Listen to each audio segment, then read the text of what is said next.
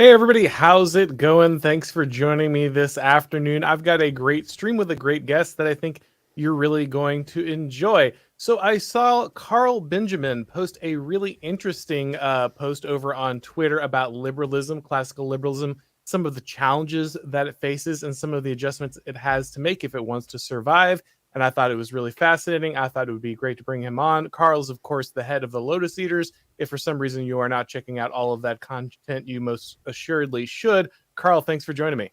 Anytime, man. It's a real pleasure to be here. Absolutely. So I saw this post and I definitely wanted to have this conversation because it kind of opens up all kinds of different stuff that I've been talking about, but things that I've noticed that you have been exploring. And I think really tie into a lot of the kind of zeitgeist around a lot of political movements that we saw online throughout the years, now kind of arriving at a conclusion that scares some, worries others. Many are not sure how to address this. So we'll just go ahead and dive right into it. Your post talked about kind of the problems that classical liberalism faces, that it made some assumptions that a lot of people have forgotten about, and now those things leave it vulnerable to some real problems. What are some of those issues that you're talking about with classical liberalism? Well, I think the one that is at the very bottom, that it is difficult for an atheist such as myself to admit, is that it was always presupposed by the classical liberals, say Locke and the cohort around that sort of time, late 17th century, early 18th century, is that they would be Christians. That was always presupposed.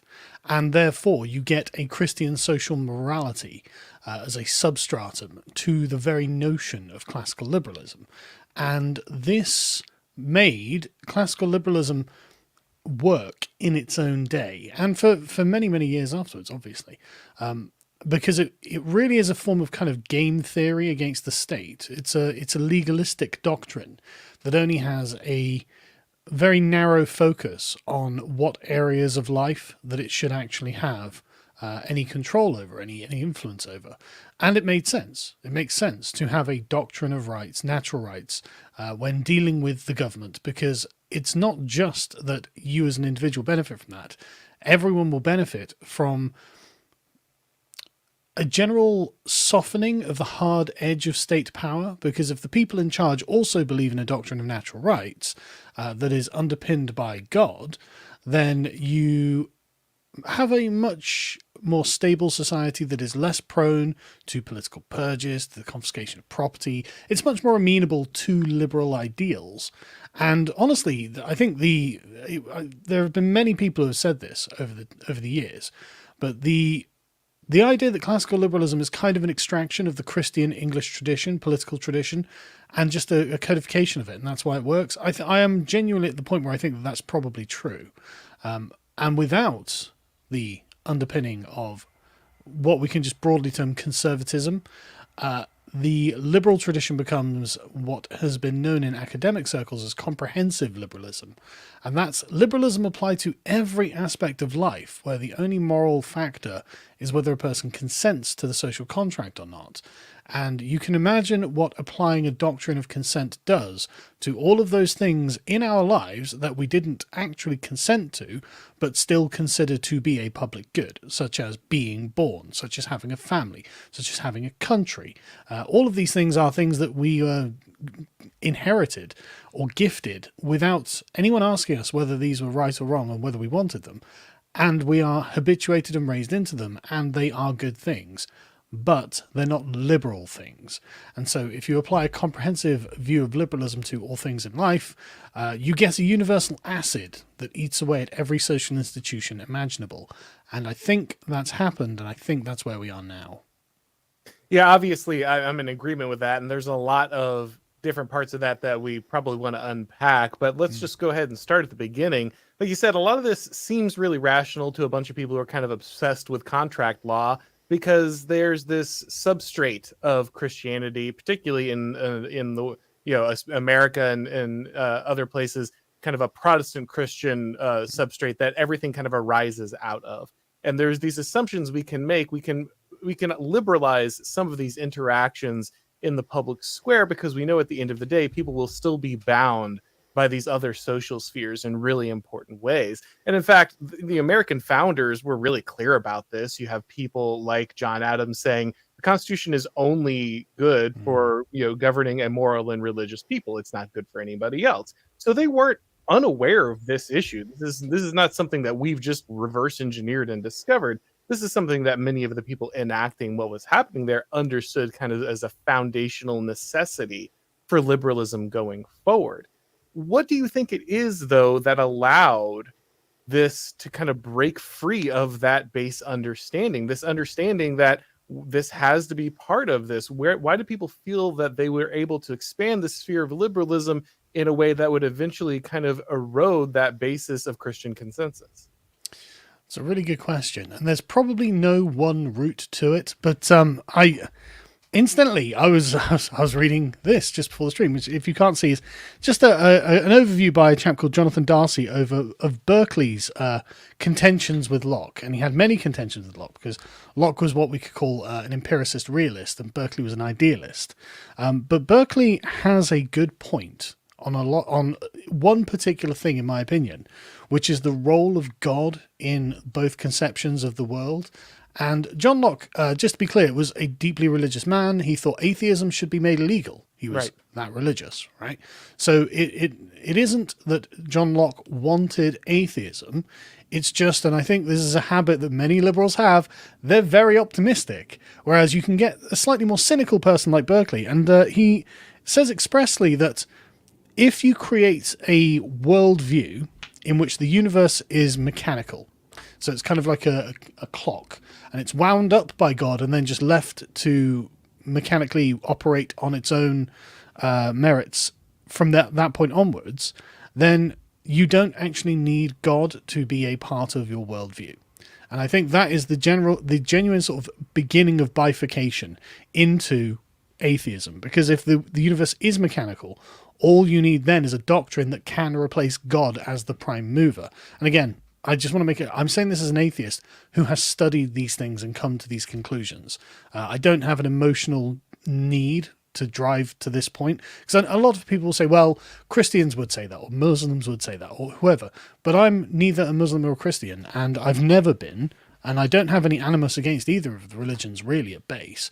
I'm just someone who has done the reading and has looked into it with what I hope is a fairly impartial perspective, and come to the conclusion, well, actually Berkeley is right on that, because of course we developed the doctrine of the Big Bang, and I'm not challenging any of the science or anything like that. I have no idea, I'm not a scientist, but what you can see philosophically is what happens is that easily replaces God, or actually it kind of kicks the ball further down the field, right? Kicks the can, because of course, well, what's the origin of that? And we've got no answers. But for the modern rational person, the rationalist person, what that does is fully brings about Berkeley's prediction that, in fact, we will have a mechanical universe that does not require God, and therefore atheism will become predominant and religion will die. And how was he wrong? That's the answer. Yeah, I find that really interesting because, of course, Carl Schmitt came to a similar conclusion when he talked about political theology. He said that kind of the deism that was popular during kind of these liberal periods was an attempt to remove God in many ways, for the removal of the miracle. And so he tied the transition from monarchy to liberal democracy to the same transition between the need for the miracle and the need for the mechanical universe. That the removal of the executive and their ability to will things into existence was also removal of kind of the power of God and his need for the divine intervention and the miraculous. The state of exception gets removed, and instead you're governed by mechanisms and constitutions rather than divine providence. And that kind of slowly but surely kind of shifts people into a mindset of, sure, maybe God's out there somewhere creating something, but he's not really necessary for our day-to-day function. We've rationally instituted a mechanism that will govern us objectively without the need for kind of the divine wisdom, imparted into a king or someone else. And therefore we are now able to kind of avoid this necessary miracle, this necessary connection to the divine. And even that on its own, I don't think is the worst thing that could have happened.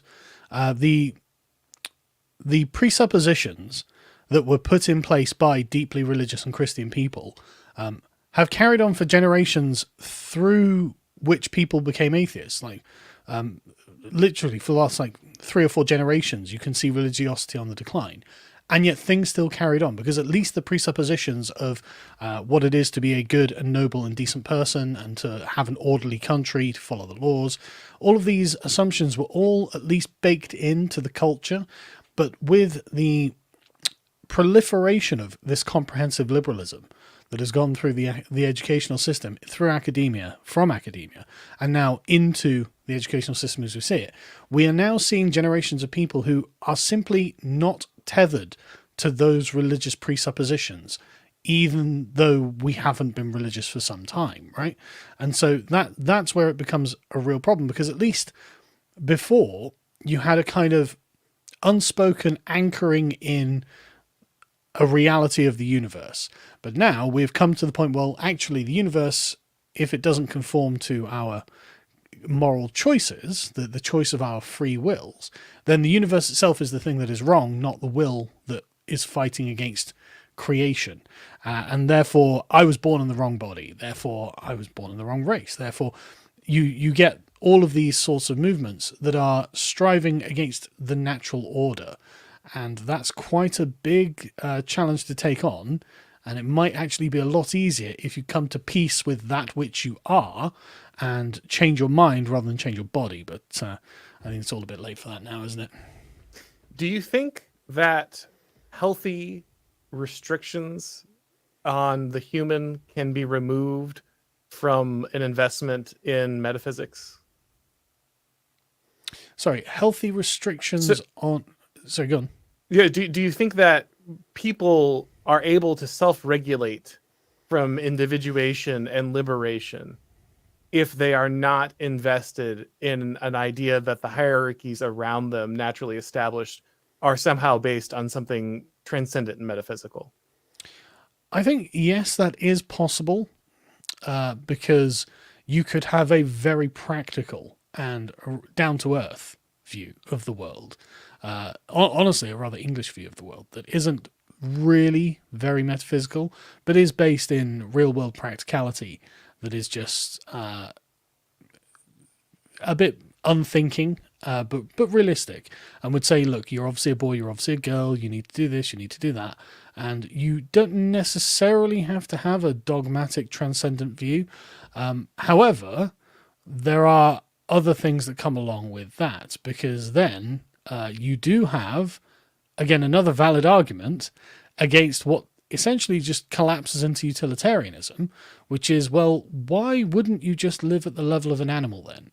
And of course you had the Epicureans through to Mill saying, well, surely the argument will go that the finer things in life are above animals to the intellectual pleasures, and so people will naturally strive towards them.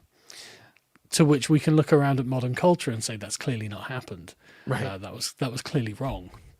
People aren't striving for anything, and we're in a clear decline at this point. So that argument, I don't believe, holds up, even though conceivably it could have done. But no, I do find myself having difficulty refuting the point that actually having a higher ideal to strive for might actually be genuinely healthy for mankind.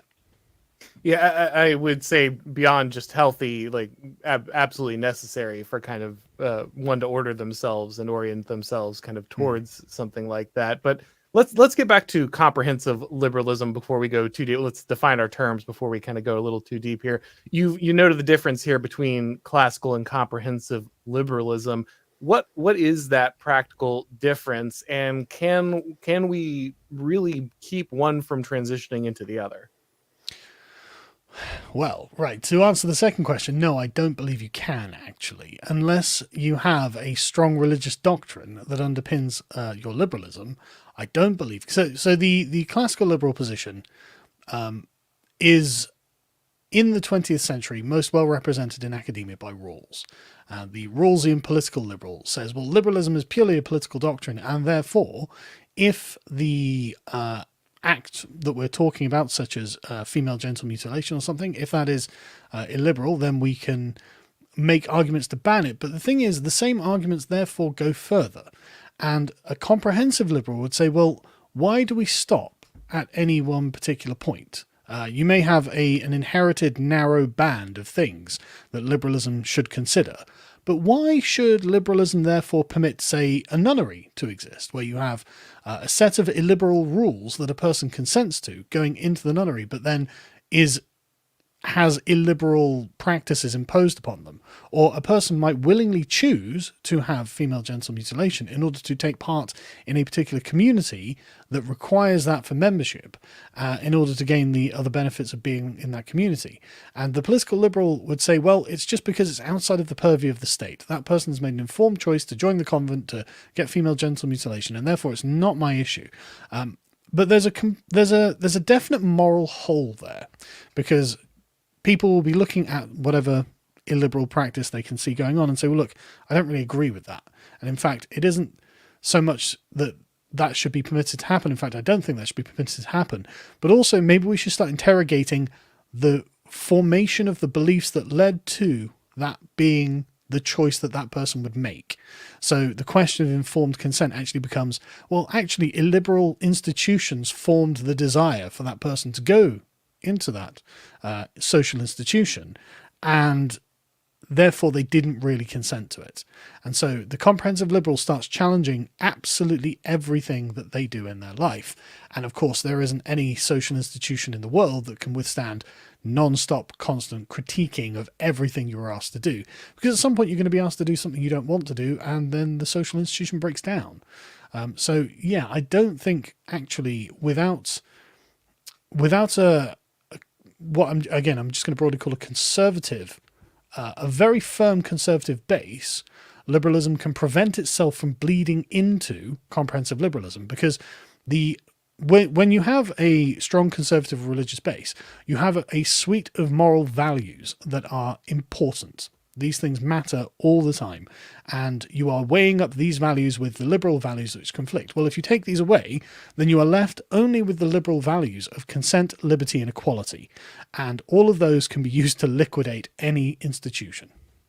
In fact, that's kind of what Rawls relies on entirely, right? Completely removing the person in the original position from any tradition, from any tie, from any standard or a boundary. And then, yes, anything, of course, can. And this is why I think, Alistair MacIntyre makes a great point in After Virtue about how basically liberalism had to abandon any kind of attempt to actually rationally determine comprehensive morality, and basically has to default to utility. There's no other option, because they've completely freed themselves from any ability to have a shared moral language about around which you could then build anything of significance. And so the only thing left to do is kind of say, well, have you consented to this, and what leverages the best for the most, who happen to consent in that way. And so I think it is a situation in which if you liberate people from this, if you make sure that you remove them from any way to bind that definition and bind that language around kind of a common vision of the good, then there's really just no argument to be had. It like you said, everything simply becomes subject to this acid in which it's like, okay, well, did you sign up for this? Are you bound to this? Do we and a big part of this, which we haven't touched on yet, but I think is essential here. Increasingly, we have the technology to liberate people from all of these bonds that didn't exist beforehand. Yeah, you might in theory have not consented to your family, but that didn't matter before, because you die if you didn't follow the rules. But now the state will come and pick you up. You no longer have to be bound by your parents. You're no longer completely dependent on your church or your community or your tribe for your continuation. You can just wait for the Leviathan state to come along and fill those holes for you. And so now there's a whole nother level of this that did not exist previously when these institutions were more robust.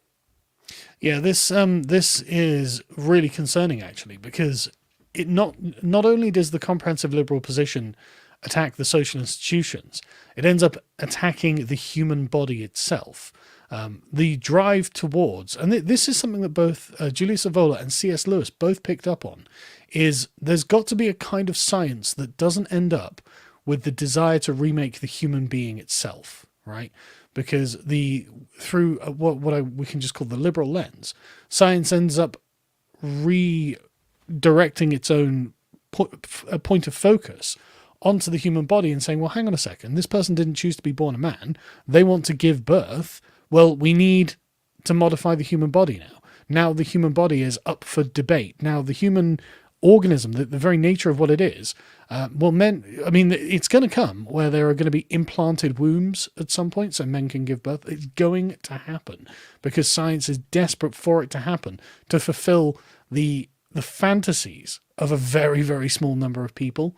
And this seems to me to be kind of grotesque, actually. I'm so far off of this reservation at this point that I've found myself just returning to a very basic scheme of Aristotelian virtue ethics. Or I'm like, right, what is it just to be a good human, to live a good life, to have human flourishing, to just be good at be a good person and do the right thing. I can see where liberalism is going, and I'm like, no, I'm just going to be thousands of years before that. Just start back at the beginning of what it is to be a good person, But again, the key for that, and I think this is the problem of what liberalism has done. The key to Aristotelian virtue is that it exists inside a community. It exists inside these institutions that are going to define who you are. It's going to orient you towards a vision of the good. And liberalism has eradicated those. You no longer have these small communities in which you can be defined by your social bonds, so you're who you are to these people, or at least I know they're not completely eliminated, but they're doing their very best to make that the case. They certainly are. I would definitely say that's too strong. Communities do still exist. Real communities do still exist. And I think the institution of the family is the place to begin there, obviously. As a husband and father myself, I find myself spending a lot of time just thinking about how to be a dad. What's the best that I can do? And investing yourself in your local community. In England, it's not too bad. You can go down to the local pub and you can still engage with people in real life. Now, I'm 43, so maybe it's because of my station in life that's possible. If you are some 21-year-old Zoomer who has no idea what a pub is and has community only in online groups, well, it's a different thing. I'm not saying have an answer for that either, but it's not gone completely. But you are right that it's under siege and it is being attacked, and the universal acid is working its way in, and it's something we have to be conscious of, if nothing else. Now, it's interesting because you shot me a tweet here right before we got started, because you'd already talked about kind of how you wanted to address this a little bit, to kind of the conceit of the new atheism movement. But you were sending me a tweet from a new atheist, and they came to a conclusion that you've talked about, I've talked about, a lot of people in our sphere have talked about. It's not unpopular now for people to understand that wokeness is a religion, that it's connected to these things, that it's filling the hole left by a lack of God or an understanding of the divine. And he's raging on, right? He's raging on saying, well, how could the plebs have fallen for this? We gave them the answer. Prometheus delivered fire unto them, and they were kind of returned back to their squalor. So can I speak somewhat in defense? I'm just going to get the tweet up. Sure, absolutely. Because I know who this is.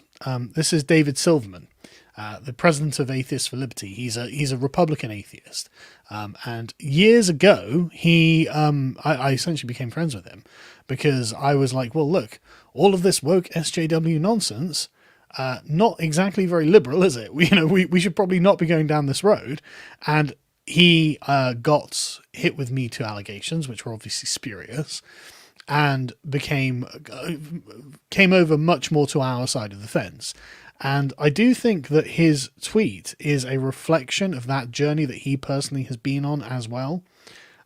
So it's not that. Sorry, I'm just trying to get the tweet up. I can bring it up if you'd like here. Right, yeah. So it's not that. I don't think he's saying this with arrogance.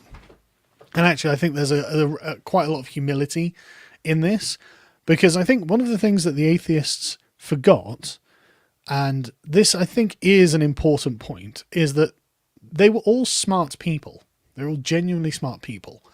And they forgot that actually half of the population are not smart, not even average, lower than average, in fact, which meant that, in fact, as David says here, the masses yearned to be told what to think, not the freedom to learn and do skepticism. That is actually a statement that contains quite a few assumptions and really comes from a position of privilege, doesn't it? Because my family are working class. I've got lots of friends and family who are working class, and I was lucky enough to be middle class because my father went to the RAF. But it's evident that when he says it's what they yearn to be told what to think, not the freedom to learn and read and do skepticism. Well, it's an uncomfortable thing to think about, but you have to have a certain level of intelligence to be able to grasp certain arguments. And if you aren't intelligent, then it's not necessarily that you yearn to be told what to think. It's that David is assuming that everyone is as smart as he is. And there is going to be a large segment of the population that just simply isn't academically minded. They aren't people who are doing well cognitively, but they may, and when you say that, it makes it sound like that person is somehow inferior or a failure or something like that. And that's not what I'm saying. I know lots of smart people who are not good people. And I know lots of people who are not smart people who are good people and are successful through the use of their hands, through the use of doing things that are real and physical and manual and actually useful to the world. So I don't want people to think I'm in any way pouring scorn or anything like that. Yeah, sorry, I just want to step in here real quick Sure. to clarify, because I think it's important here. So I hear what you're saying, but most of the people who were on the front lines of adopting this were the most learned people, the most academically minded people, the most quote unquote skeptical people. They're the people who were at the forefront of falling for this. And the people who are arguably most resistant to this were people who are not those people, who were not academically gifted, who were not placed in this position. I don't think that people are not intelligent enough is really an explanation for what happened here. No, that's not what I'm trying to say. What I mean is, the people who are on the lower end of the bell curve are not inclined to read and do skepticism, right? They're not actually very bothered about that. They've got, things going on in their lives that they want to worry about. And so what David did is applied the template of himself to the broader population and assumed that they would just all be like him because at base he is a liberal, and that is the very root liberal assumption is that all human beings are the same. And what he's arrived at is the discovery that in fact actually they're not. There are lots of differences between human beings, and IQ is one of those differences. And so what he's interpreting in a rather dismissive way there, sort of like, well, they don't want the freedom to learn and read and think, is a sort of cognitive privilege and assumption that everyone would want to get to that point. And actually that's just not true. They don't desire it. And even if they did, maybe they wouldn't be capable of it. And even if they were, people have a plurality of interests. And so they attacked religion on materialist grounds, have destroyed the public reputation of religion, and now find themselves looking at the void being filled, as he says, by woke ideology, which, as you said, is absolutely a form of religion because it has a comprehensive, totalizing worldview that it's trying to explain every single thing from. Now, I'm not trying to cast aspersions on religion, but the fact of the matter, and he makes a good point that it's like, look, this is a religion without church now, so it's not even violating the law when it's being put into schools, put into the government and whatnot in America. So it's kind of a bear trap that the new atheist stepped into, that he is recognizing has caught his leg, and it, I think, comes from a bit of hubris actually, but this is the position that they're in. I think it comes from something a little more important, which is a complete, if not a complete denial, an absolute scorn for human nature. I'd be more charitable. I would not, but that's fine. You're more than welcome. I understand. And as a former new atheist speaking to a Catholic, I can understand why you wouldn't be more charitable to them. To be fair, I'm Southern Baptist, but I understand what you're saying. Right, okay. But they thought they were doing the right thing. Sure, of course. They really thought they were. And they thought they had all of the answers, and you are right that it's hubris. And but I wouldn't want to impute malice, right? It's not. I wouldn't say malice, but I would say, and there's an important thing here. When you say humanity is not enlightened enough to kind of embrace what I embrace, you're sitting like right in the middle of the bell curve meme, right?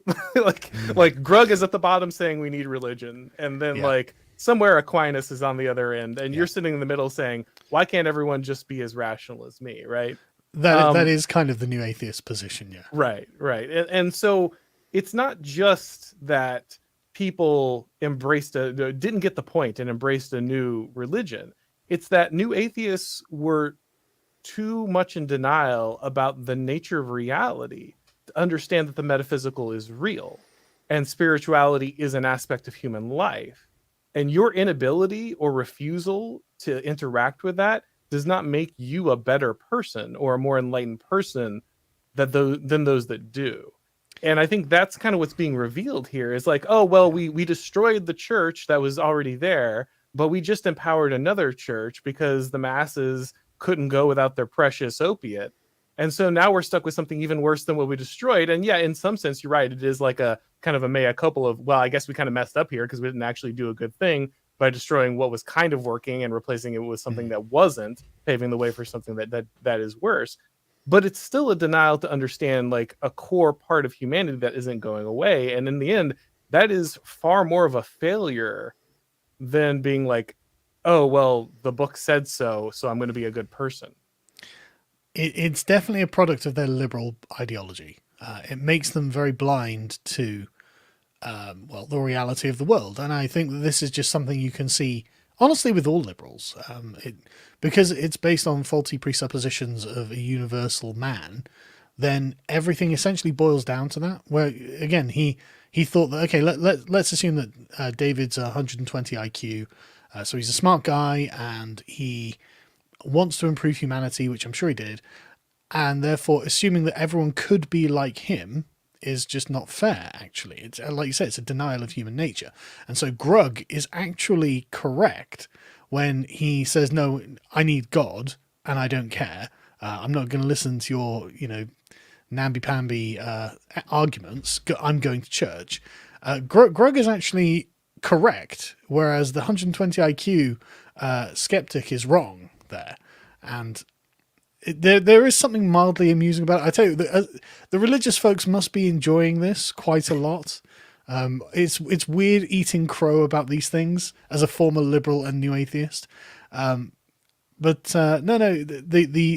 bell curve meme is correct. Basically, it's real, right? The Aquinas and Grug coming to a harmony on a point, that means that point's probably true. Yeah, and to be clear, like, I mean, it's always nice to have someone say, yeah, okay, this was right, but that's not the point. Here, the point is simply, I'm hearing a lot of what you're saying from a lot of people, and that's a great step forward. That realization, that understanding, I think, is really essential. But I'm also hearing a lot of people who are kind of in the "I didn't leave the left me" camp, say like, but we can't recognize that like actually we do need this stuff. We have to pretend like, okay, we made a tactical error somewhere. There was we drew the lines in the wrong place. But if we could just roll it back 10 years and do it all again, we could probably throw up enough barriers to keep people from pretending that men can become women, and it would all be fine at the end of the day. Well, I mean, it would be nice to close the door after the horse is bolted, right? Right. But it's way too late for that. And I mean, I think that an argument could be made that it would be nice to return to Fresh Prince, but I don't think it's going to happen. And sure. I don't really see, given the framework that already existed even then, how we would prevent another intersectional and comprehensive liberalism from merely arising. It kind of feels like an inevitability out of the logical premises that have been assumed. And really, all you're doing is waiting for a monster like this to come up and start devouring everything. So, but I hear what you're saying, and I think you are hitting on a point, which is a lot of the rationalist skeptic types, I think, are going to have trouble admitting that actually being on this road is the problem, and choosing a different path is actually a necessary one, because essentially it's going to undo all of their life's work. And that's not an easy thing to have to admit that you're going to do. I mean, to be honest with you, this is why I was speaking in defense of David here. Like, for him to have posted this is actually very brave and very honest. Because, I mean, do you remember when the way that David Silverman became a meme, when he was talking to Bill O'Reilly about the moon and how the tide goes in and out and no one can explain it? And he's just like, actually, we can explain that. You know, anyone can explain that. And it like, if you think back then, the cultural capital that the New Atheists had compared to now, where they're basically admitting, yeah, we were wrong, it's not been a very long time, but it has been a very dramatic shift. No, and that's for sure. I guess the thing, like I said, I'm glad that a lot of these people understand kind of where we are now, the reality of kind of the situation on the ground, and they're not too proud to admit that, okay, there's an issue here, and if I continue to deny this, then I'm going to lose to something. I'll be far denying worse. Reality, right? You know, Yeah. So I guess here's the issue I see now going forward. There's an AntiWoke Coalition, I guess, if you want to call it that is now formed. And the thing that I keep seeing people spinning their wheels on over and over and over again is, how do we actually resist? And it feels like people who are trying to do a push-up in the air, right? They have nothing to push up off of, because they have, at the kind of the core of their being, a denial of a system that would be required to have any kind of actual structure to society. And so I see a lot of people who, they don't want kids getting trans. They don't want, people getting fired because they're white. They don't want people screaming at people, that because they're the wrong skin color. But they also don't have any understanding of like how you would forge a polity moving forward, how you would create a community and a moral basis that would allow you to kind of advance that. And so they spend a lot of time going like, well, we have to oppose this, we have to oppose that. But then the minute someone's like, okay, well, the way we oppose that is we ground that in the fact that like this violates some kind of religious presupposition. Like, oh, no, I can't have that. That would be insane. That would be crazy. It's like, okay, what are you going to ground it in? Reason and logic. How'd that go last time? Really poorly. Okay, what's the new plan? In fact, it's that they never seem to ask themselves, why are we on the defensive? Why are we constantly losing the argument? Why are the people in power constantly doing the woke thing rather than the 90s liberal thing? And that's because, as you're saying, the reason and logic of the premises that you begin with arrive at the comprehensive liberal position because you have no competing value set. And you have no competing value set because you jettisoned Christianity but kept the assumptions without admitting you kept the assumptions.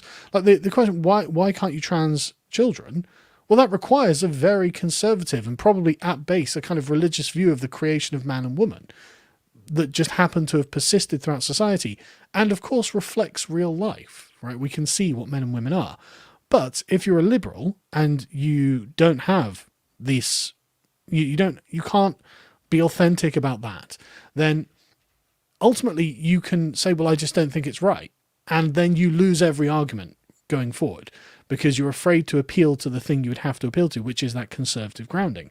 And you're absolutely right. Pushing on air doing push-ups on air is a good way of putting it, because they don't like it and they know they don't like it because they know it's wrong to do, but they don't know why it's wrong to do and they can't articulate why it's wrong.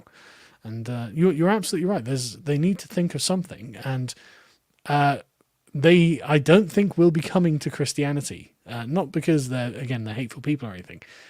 Just I think they're too far down the rabbit hole, basically. Well, and that's always possible, but then it kind of leaves us in a quite a terrible position here, right? Because then we really don't have Yeah, well, I guess we should probably dig a little deeper on that first, then, before we draw any Sure. conclusions. So, if that's the situation, if liberalism and its need to kind of allow for individuation is something that has a hard time drawing barriers around things that are kind of essential to our identity and our well-being, is there a version of this that can continue and exist? Can we contain liberalism to specific spheres of our societies without them spilling over and eventually just becoming that civilizational asset? And if so, what can be used to do that? Well, it would have to be a competing value set that was imbued with sincere belief that we could use to leverage against liberalism. Because the problem with liberalism, and not many people on the right want to admit this, is that it has virtues. There are virtues in liberalism. It is able to muster a convincing argument against oppression and for agency. And this is one thing that conservatives actually do believe in, is personal agency. And so liberalism does have grounds to make its own arguments. It, however, can't stop itself from going too far. And so the conservative perspective has to ground itself and essentially be able to resist and overcome liberalism and return it to its proper place. And that means essentially the conservatives, I think, should be arguing that you can't really be a liberal without being a conservative, without being in some way, if not religious yourself, in thrall or admitting the roots, the religious roots of conservatism that grounds liberalism in what would be a healthy polity, as in something that could be given healthy boundaries. Because again, the liberal argument against state power is a good one, and it works, and it is good, and you would rather live in a state that had liberal restrictions on state power than not, I've got no doubt. Essentially, it means the conservatives need to be able to find a way of arguing the moral legitimacy of their own case. And one problem that they've had all of this time is being called names.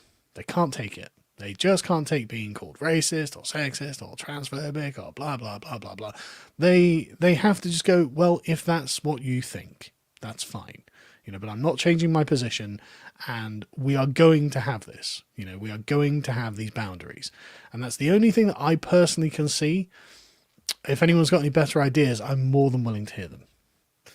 So I think you're right about some good chunk of that. I would say that liberal restrictions on government power is a bit of a misnomer. I think what actually restricts government power is competing spheres of authority. Sure. And But so, so just to make clear, I do agree with you. What I'm suggesting is that there is an interest group that is created by liberalism that is concerned about executive authority and therefore produces that competing class of people who will oppose government overreach. So I do agree with you, but it's the belief to animate them to action is what I'm arguing for there. yeah, fair enough. I think a lot of times, and for most liberals, it turns into a mechanical thing or a Yeah, constitutional they treat it like thing. the law of the universe. Exactly, rather than understanding that what creates the magic of competing powers, the Montesquieu's checks and balances isn't like, oh well, because we have a tripod government. That's not actually Yeah. what matters. It's It's descended from the heavens. Yeah. right. It's Yeah. the fact that you have the church and the nobility and the average person and the merchant class all with different and disparate interests working through representation inside that separation of powers. That is actually what's supposed to restrict, the power of government. It's not just because I created a new branch of government and now it checks the other one. That's not how that works at all. Yeah, actually, Rousseau is right on this. There's no point in having a constitution unless it's inscribed on the hearts of the people. Right. And it's Something about that the one thing he and de Maistre agree on. Yes. It's the one thing he got right, basically. Yeah, right. that ultimately he can write down whatever he likes, but if people don't genuinely believe it, then it won't work. And he's right. And this is liberalism is good at getting people to genuinely believe that the state should have limits. I mean, that's fair. You know, it's totally in line with the political traditions that people inherit in the English-speaking world. So it's not that liberalism doesn't have a strong argument. It's that there has to be a slightly stronger argument from the conservative side to say, well, look, we are willing to exercise authority in order to protect the sanctity of marriage, the innocence of children, the orthodoxy of a good Western education, for example. All of these things the conservatives need, and honestly, in America, there are conservatives doing this, actually, just actively legislating against the excesses of liberalism, which is a good thing. And honestly, in my country, we look on it in envy, like about half of America at this point, that seems to have woken up to, oh, there's something terribly communist going on here and we don't like it. It's not necessarily communist in the way that people think of communism, but I'm happy to let the boomers call it communism. Same thing. I have the same approach. Yeah, I'm not going to correct them. Yeah, it's basically communism, mate. Sure, man, absolutely. As long as you're ready to crush it, that's fine. Yeah, exactly. Right. That's exactly how I feel about it. 100%. The only time I make that argument is when I have to do the James Lindsay, well, if we just get rid of communism, we can go back to liberalism thing. It's like, no, that's not right. Yeah. But yeah, for the average boomer who's like, it's communism. Sure, man, let's just blow it up together. Yeah. 100%. So I'm gonna make the Juvenalian slash Hoppian argument here, and you let me know what you think. Sure. Liberal democracy does not restrict the power of government. Ultimately, it allows for the centralization and control of government by destroying competing spheres of authority. So as the authority of the church and the authority of the family is inevitably destroyed by the elective process of liberalism, it is the state that has to then pick up the political energy that is kind of loosened by the destruction of these traditional bonds.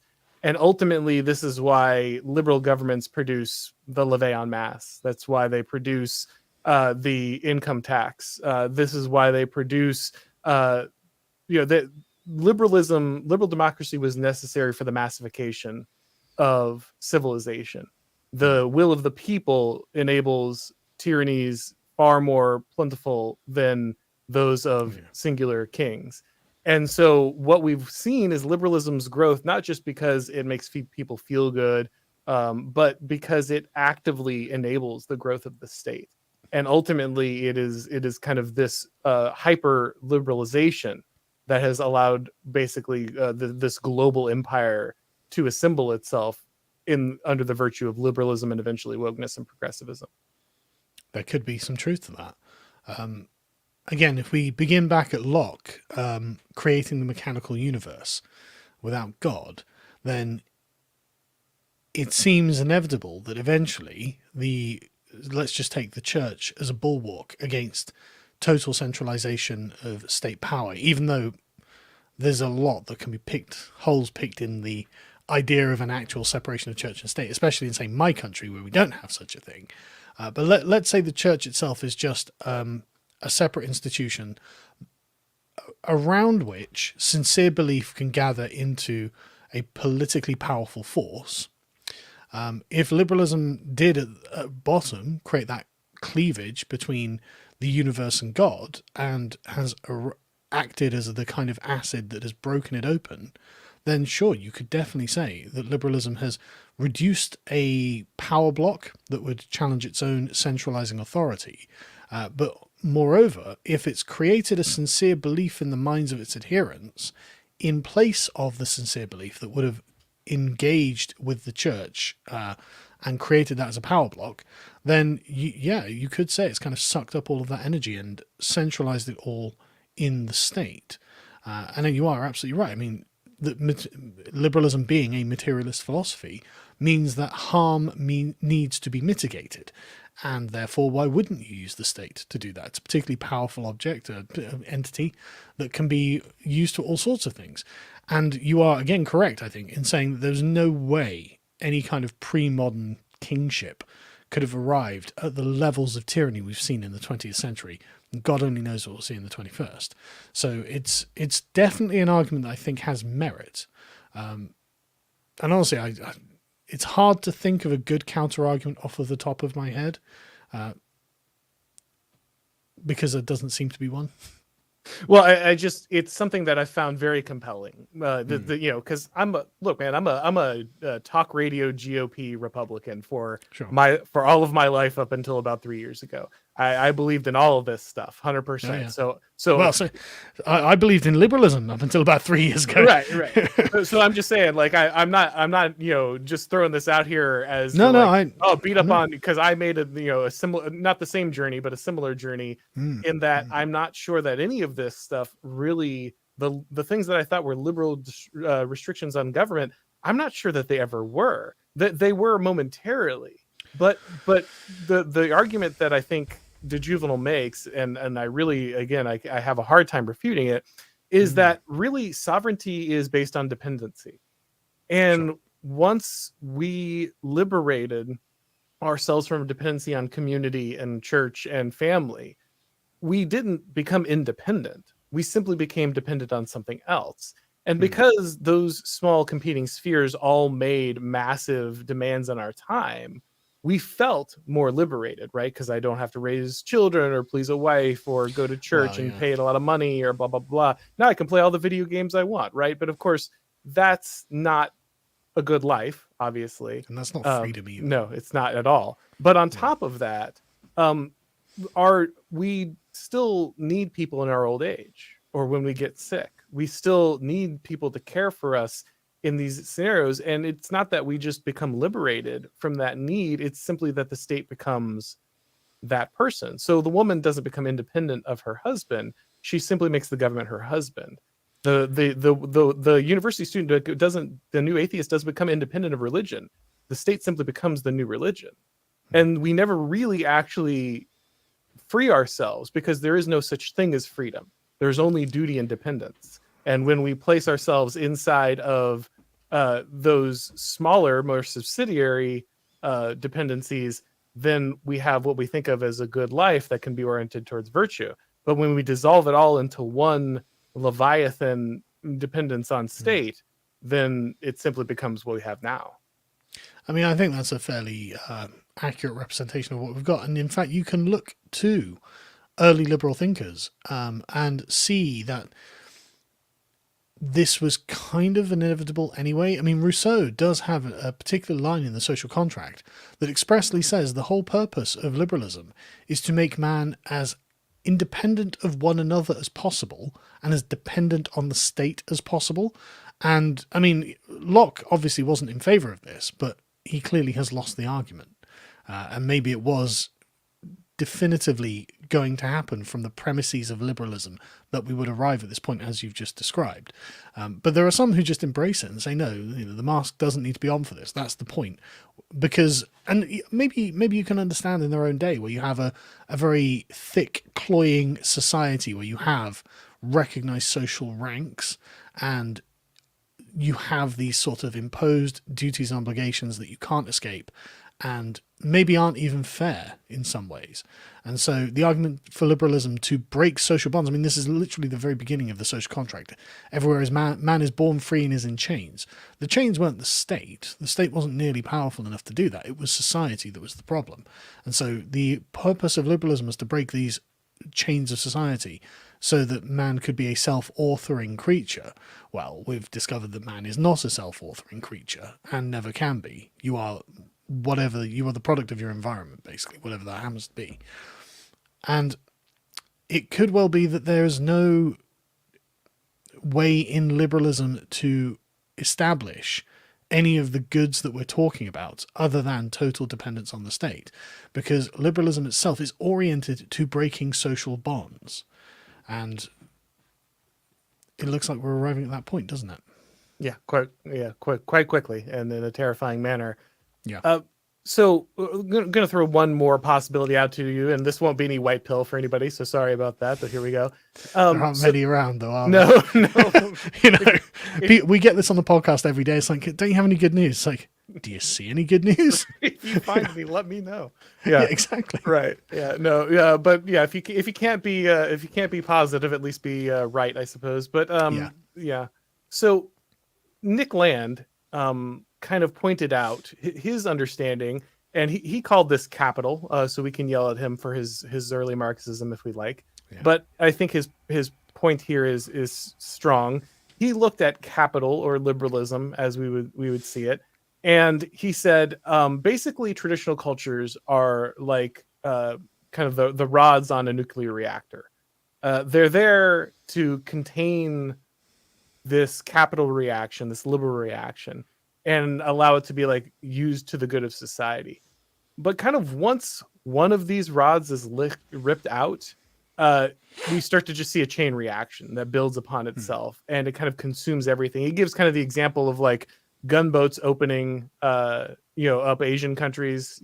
China wants to, it doesn't care if it doesn't modernize because it's chosen to be Chinese and not a world citizen. But eventually those that advance do come around and kind of destroy that. The power unleashed is too great to resist. Exactly. And so the question is the dissolving power of liberalism unavoidable, not because we're not virtuous, because we stop believing in God, because we're not morally capable of the things our forefathers were, but that we're caught in a historical and mechanical inevitability, and that kind of the only thing that can happen is that eventually these things just have to run through and burn their way through society. Is there even a way to hedge against what has now become this completely out of control reaction of liberalism?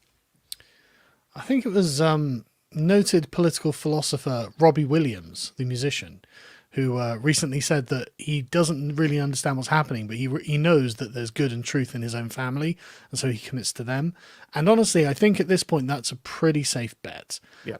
It probably is that we simply have to ride the tiger of modernity until it burns itself out, and we collapse into the new golden age.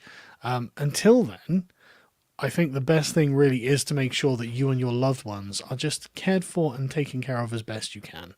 I mean, the forces that we are watching play out at the moment are legitimately titanic.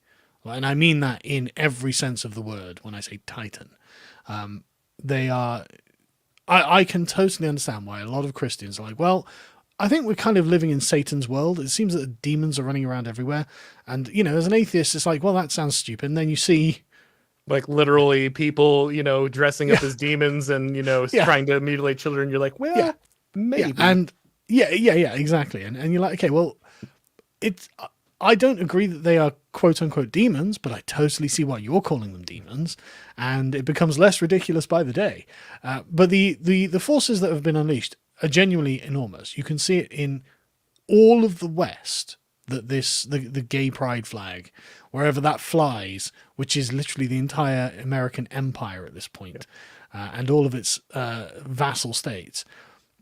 This is a massive force. I can't imagine what it would take. I mean, if you just name some other movement to get the entire Western world to be flying your flag, that's such a colossal undertaking, right? And it's everywhere. It's in every layer of society. I mean, there was a clip going around from a Canadian school where a Muslim student was like, well, I don't really believe in all of this stuff. And the Canadian teacher was like, well, you should leave. Like the country, they meant leave. You should. The one thing that will get them to expel immigrants, huh? Is that the one thing? Yeah, exactly. Expel based immigrants. Of course, like, right? Yeah. Great. The religion of inclusion strikes again. And you can tell the teacher was really upset by this as well. This was genuine, like, oh, I'm hearing heresy, right? That was the teacher's tone of voice, and that is mad, and that is enormous. And we should and we ought to do what we can, obviously, to push back against it. I mean, the Bud Light boycott, do everything, do all of these things, legislate as much as you can. But there does feel like there is something. The nuclear reactor example. Why am I forgetting the word? Analogy is a good one, because it is a colossal amount of force that is currently being uncontrolled. I don't think we can put it back in the bottle. I don't think that we can stop it. I think we do have to ride it out for as long as we can and just try and make sure that we are okay. So when the final, when the reactor finally burns itself out and all of the fallout has polluted all of the world, we might be in a bunker somewhere and can at least have protected ourselves. No, I think that's absolutely right. And again, no massive white pills here, but if you're going to take one away, guys, this is it. Like, obviously I'm a little different in that I grew up with a religious tradition. I've always found a deep amount of meaning in it. So I can't be like, I figured this out. No, not at all. I'm insanely lucky and I believe it entirely without a doubt. So, lucky me. I can't take any credit for this one at all. My parents get all of it and my community get all of it. But even beyond that, like, I find an incredible amount of meaning in my family.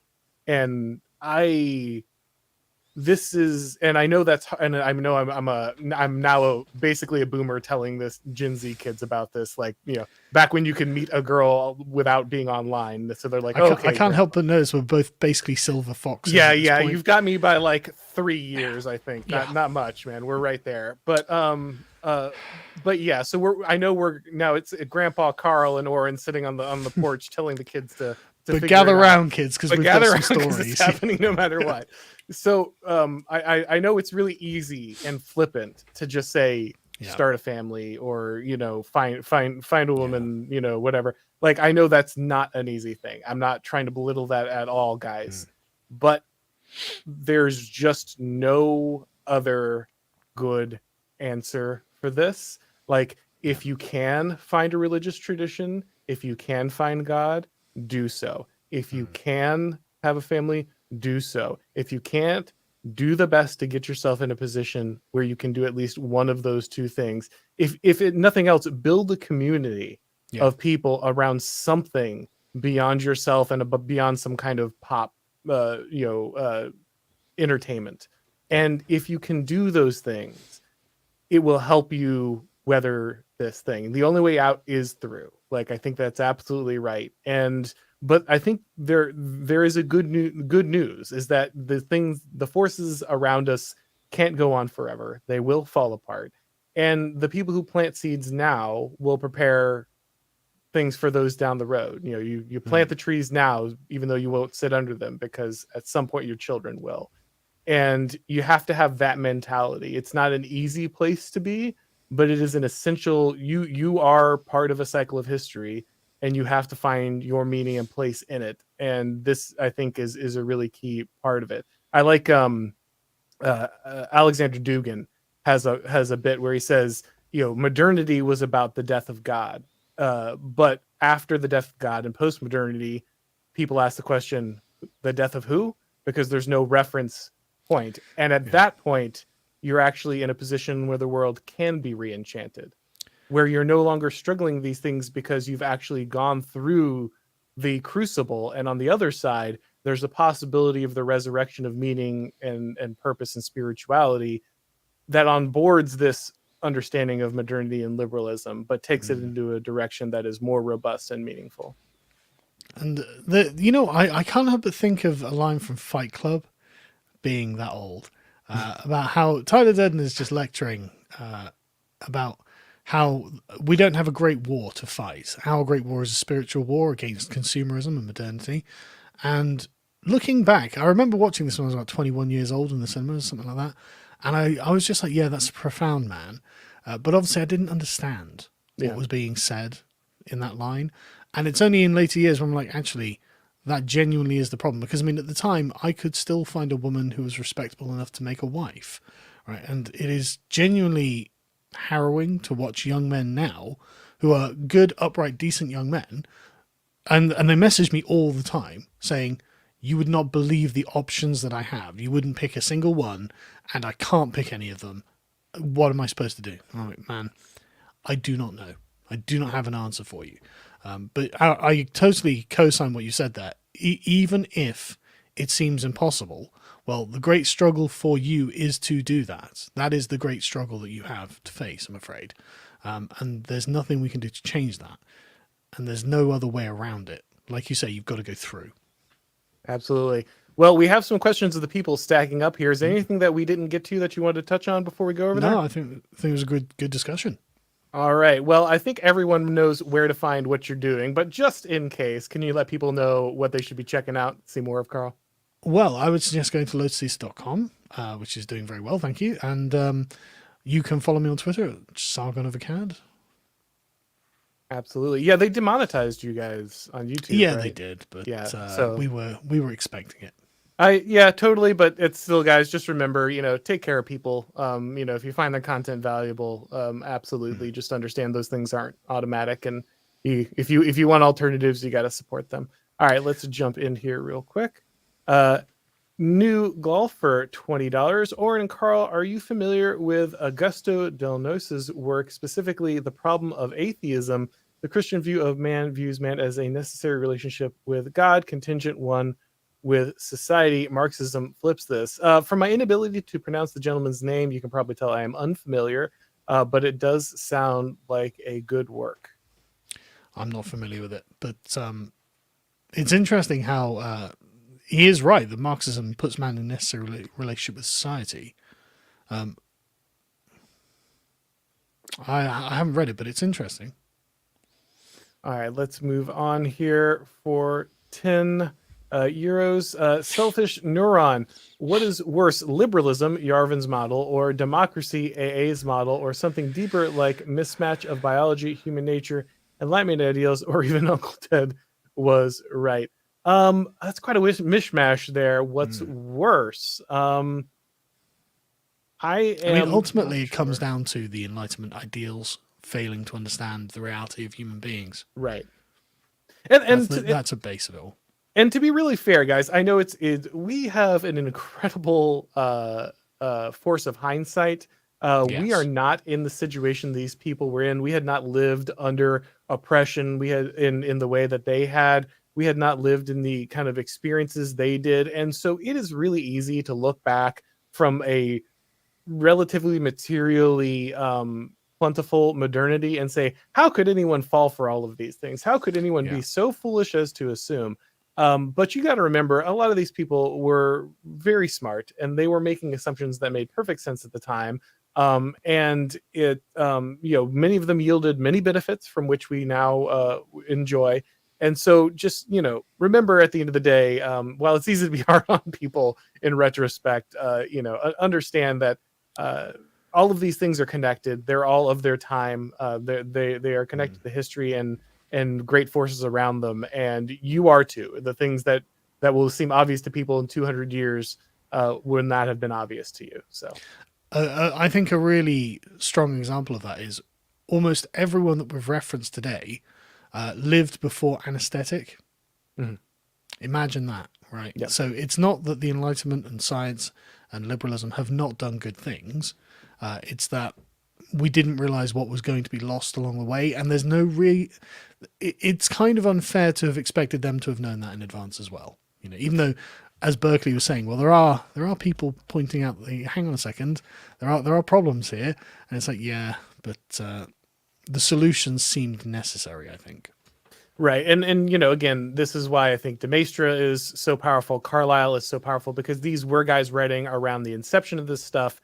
They are more contemporary. And so I think their objections hold more weight because they are people who were prescient about the problems that would follow. And many of those are things that, to be fair, like especially with Carlyle, that kind of conservatives or right-wingers today would have a hard time admitting when he talks about the grinding human toll that will come from liberalism and capitalism, things that I think a lot of people would be scared to look at today from the right. So just remember again that those things are not easy to understand, but they are connected, and those people are going through crucibles that you don't have to go through. You're sitting at the end of what was a benefit of a movement and saying, well, here are the weak points. So yeah, even if I think those are worth pointing out and significant, that is a good thing to keep in mind. All right, David here. Once again, thank you very much. Sure. Should the right build new institutions or simply take them back? In the case of a new right is indeed my opinion, as the conservatives are too weak, sadly. Yeah, I think you do need a new right. I think you do need a movement that is outside of traditional conservatism, the GOP, is not going to save you guys if you're sitting around waiting for conservative political parties to kind of do their thing. That's never going to happen.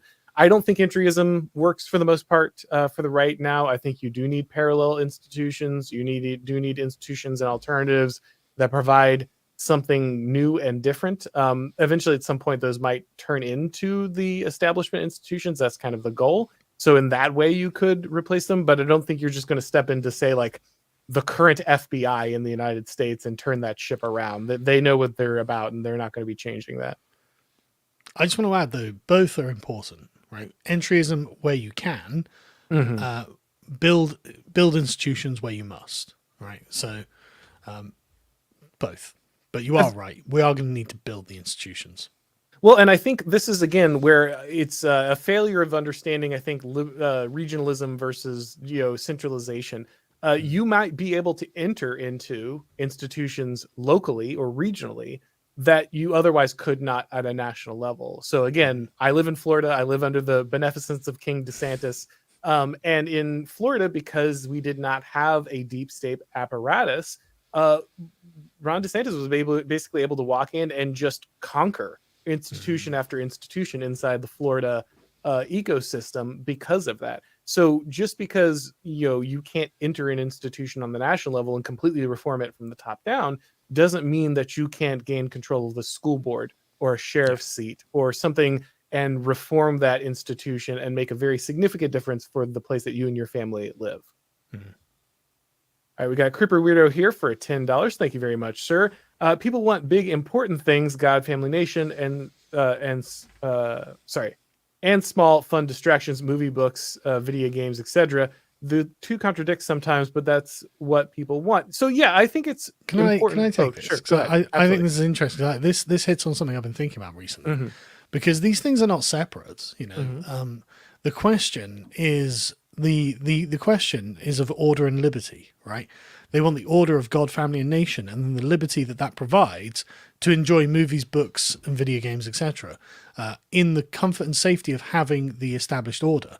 And I was reading Scruton the other day, just because I enjoy reading Scruton because he's nice to read, and he makes a good point that the main sort of dichotomy and tension in modern politics is kind of down to an assumption that, look, from the liberal perspective, order comes from liberty, but from the conservative perspective, liberty comes from order.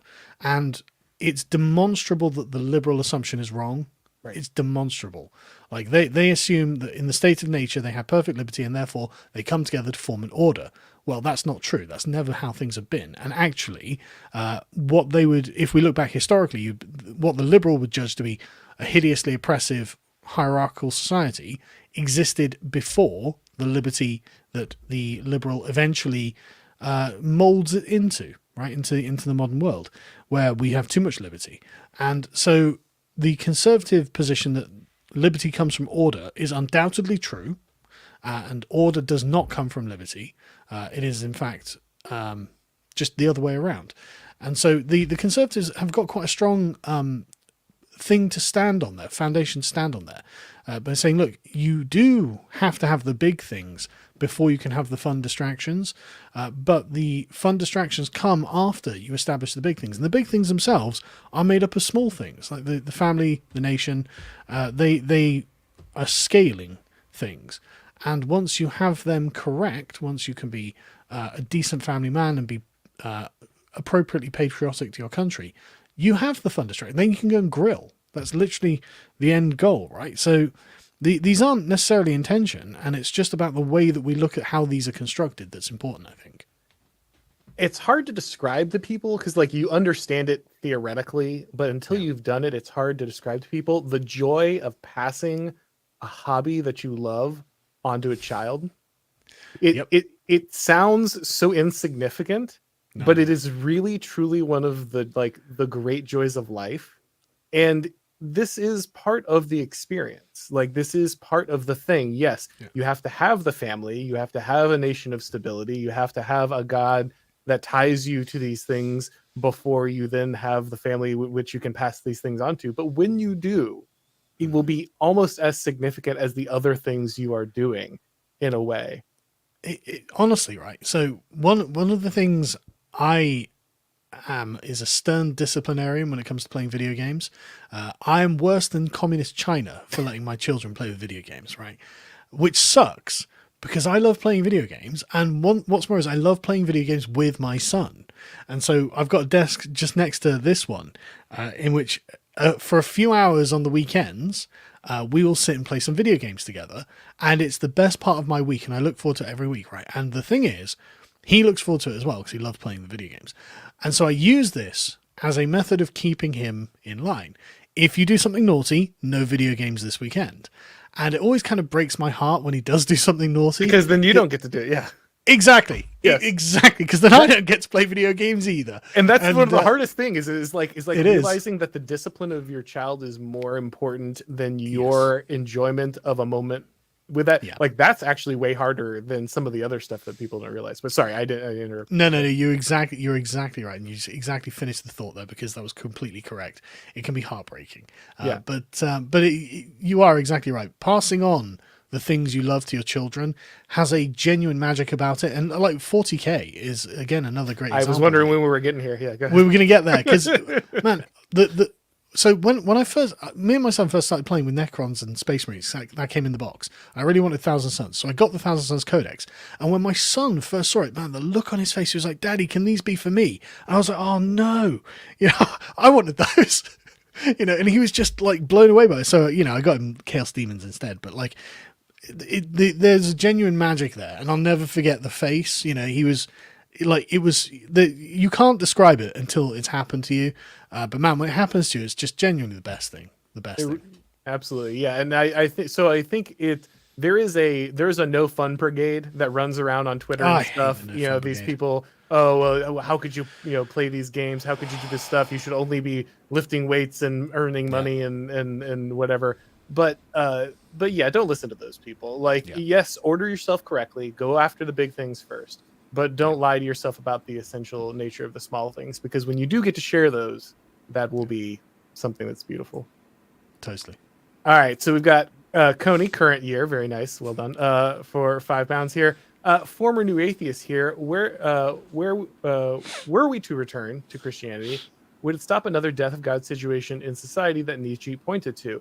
Again, an excellent question, and I think a legitimate challenge to religious people. That's kind of why I mentioned kind of Dugin's postmodern religious moment, where you move beyond the death of God and into a situation where this is kind of no longer the struggle. This is no kind of the defining the disenchantment of the world is no longer the defining feature of kind of your epoch. And you move into one in which I think you're asking different questions because you understand that the death of God was not a positive step for your society, and you move into something that onboards that. And so you're right that I think that religion will shift. It will be eternal because its truths are eternal.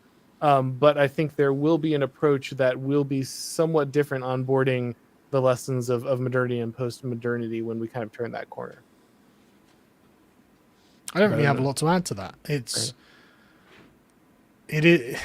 I just feel bad for Nietzsche, to be honest. Like the misunderstood prophet of the modern age.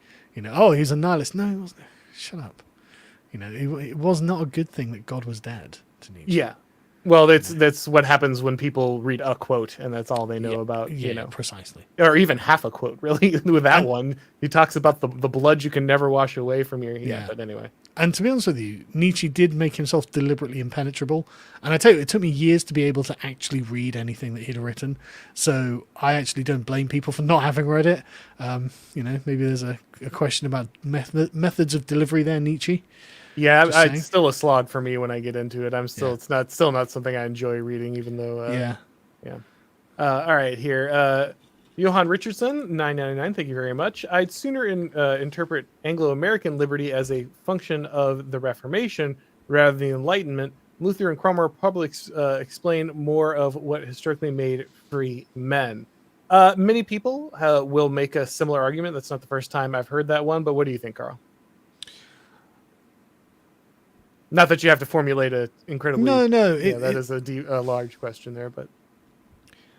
There's there's a part of me that thinks that maybe it's not even worth separating anything when it comes to this sort of the historical trend, because you can see the same impulses and trends have been happening for literally hundreds of years before anything we would call liberalism. And it was probably inevitable, just given like geographic circumstance and the procedure of events, that something like this would end up happening. But then you start getting into a kind of deterministic frame where nothing that happens is changeable and it was all inevitable, and you can never identify a starting point for anything. And I don't really like getting into those sort of discussions because it kind of takes away the agency of the person examining it, right? And it kind of implies that we were not responsible for anything as well. I don't like that either. So, I mean, you definitely probably could point to Luther and Cromwell, but then, like, well, it's kind of the Germanic view on personal responsibility and industry and blah, blah, blah. And then you get into other conversations that aren't really very productive, in my opinion. So I try to avoid them. Fair enough. Yeah, I'm always in a position where, like, I don't like the deterministic view, but then I just keep staring at everything Spengler gets right. And I'm like, well, I know. This gets harder and harder to disagree with. All right. Cody here again. Thank you very much, sir. Is liberalism just the ideology of merchant rule? Yes. So, yeah, I mean, there's certainly a huge part to that, right? But merchant rule, what does that mean? It really means the alienation of things, right? The ability to move things and make them quickly interchangeable. That's, if you've ever read Nick Land's Meltdown, that's basically just, as while it seems indecipherable, if you just read it by understanding the beginning is just him explaining merchant rule, then it quickly becomes far more understandable. So in many ways, yes, it is. And money power, again, to reference Spengler, is something that always rules at kind of the late winter stage of civilizations. So that should really become, something that's not too surprising if you're kind of following that pattern. I think there's an argument to be made that it's not as bad as it sounds, at least in the time that it existed, because you didn't have international conglomerate corporations that owned everything in your country. Most people, unless it was the East India Trading Company. Sure, unless you're in India. Right. But when Napoleon's like, well, England's a nation of shopkeepers, he wasn't wrong. Mm-hmm. Most people owned a small business and they ran it themselves, and so they had their own sphere of independence and productivity that was closely linked to the success of their own country. And so having a merchant ideology wasn't necessarily a bad thing in the time and place. Of course, we live 200 years on from that, and now everything's owned by BlackRock. So, yeah, that's the thing. Again, like if you view history as a series of connected mistakes that are keeping you from progress, then you can see how this is a problem. But if you don't have this Whiggish view of history, if you understand that these are cycles, these are things that all civilizations go through, these are inevitable patterns of humanity and social organization, then it's less about them being good or bad in and of themselves as part of the growth and maturity and then eventually aging of a society. I think that merchant, power is going to come. I think the reason we're seeing its, bad effects now is that our classes work so hard to continue it beyond its natural life cycle. And the reason it looks so ugly and deformed now is it's being kind of kept alive on life support through the most drastic use of state and ideological power available. But eventually it too will pass and a new cycle will begin again and merchant power will transform into something else. And I think that so there are highlights of each one of these phases, and I think it's just a mistake to look at any one of them and say this is inherently wrong, and if we could just defend against this, then it would be all up from here. Like I don't think that's how it works. I mean, imagine if you're living in 19th century England in a small town and everyone owns their own shop. You'd be in favor of that. Right. That's the conservative dream in America, right? That's what people talk about when they talk about small town America. Yeah. This benefits all of my friends and family and local community for this ideology to be in ascendance. So you would agree with it. It would be morally correct because you're not thinking 200 years down the line, how will this look? Of course you're not thinking that. Right. And then this is why the encoding of knowledge and wisdom in traditions is always essential, because even when you move through these patterns, if you can hold closer to those things that your society has kind of found valuable, encoded in something deep and meaningful, then you're much more likely to reap the benefits of where you are, rather than falling off of that entirely and going too far, taking that to its logical conclusion, spinning out of control to where we're at this moment, I think. And just as a thing to add on to that, and that begins with humility, actually. Absolutely. Which is, I knew you'd agree, but like a lot of people don't think about it, right? It's not at the forefront of their mind. And I have to say, for many years, it wasn't at the forefront of my mind either, but there is a humility that builds up in these traditions because they have been through the cycles. The traditions have survived the cycles, the rise and the fall. And so beginning with I don't know is actually a much more reassuring and successful position than I'm sure we've got it figured out this time. No, you don't. Yeah, both Chesterton and Lewis captured this really well. Democracy is or tradition is the democracy of the dead. And then Lewis talking about chronological snobbery. Us looking at everyone behind us and realizing, perhaps they might have some wisdom to say. We're not better just because we're further along the timeline. Yeah, all right, guys. I've come to really hate the Whig view of history, I have to say. Yeah, it is absolutely the worst. Yeah, it's just wrong. It's just wrong. All right, guys. Well, I think we got through all of the questions here. Thank you, everybody who came by. I think this was a great talk. Again, Carl, thank you so much for coming on. It's always a blast to talk with you. My pleasure, man. Really, really good to have a conversation on this with you.